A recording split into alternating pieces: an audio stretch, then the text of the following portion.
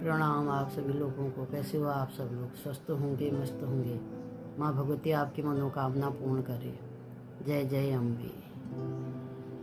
आज मैं आपको बताती हूँ देवशयनी एकादशी का व्रत कब है। देवशयनी एकादशी का व्रत 6 जुलाई रविवार को है।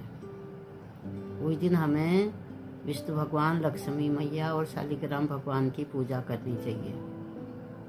शालिग्राम भगवान जी को शंख में जल भर के स्नान कराना चाहिए, और विष्णु भगवान की प्रतिमा है तो उसमें भी शंख में जल भर के स्नान कराना चाहिए। फिर उसके बाद हमें भगवान को आसन में बैठाना चाहिए। आसन में बैठा के हमें वस्त्र, उपवस्त्र, जनेऊ अर्पण करना चाहिए। उसके बाद हमें गंध, कुमकुम, अक्षत के बदले जौ चढ़ाना चाहिए। पुष्प, नैवेद्य, धूप, दीप, पुंगी फल, तांबुल ये चढ़ाना चाहिए, और द्रव्य दक्षिणा, इनसे हमें इस प्रकार हमें पूजा करनी चाहिए। उसके बाद फिर हमें विष्णु सहस्त्र का नाम करना चाहिए। विष्णु सहस्त्र का नाम करके हमें फिर आरती कर देनी चाहिए। और उसके बाद देवशयनी एकादशी के दिन ही तुलसी माँ का वृक्षारोपण किया जाता है। तुलसी माँ का वृक्षारोपण करके पूरे चातुर्मास में तुलसी माँ की सेवा की जाती है।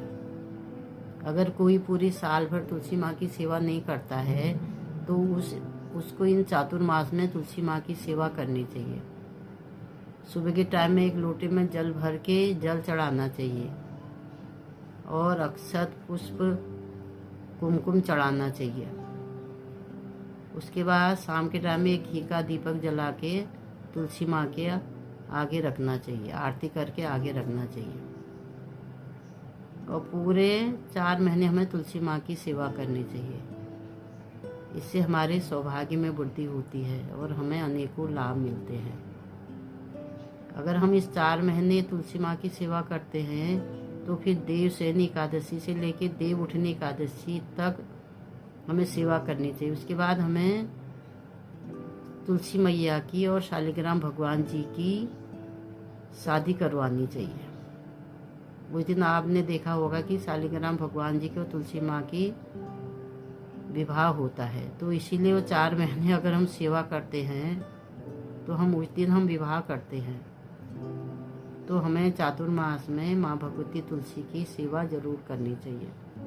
अगर आपको मेरी जानकारी अच्छी लगती है तो आप मेरे चैनल को शेयर, लाइक, सब्सक्राइब जरूर करिए। धन्यवाद आप सभी लोगों का। राधे राधे।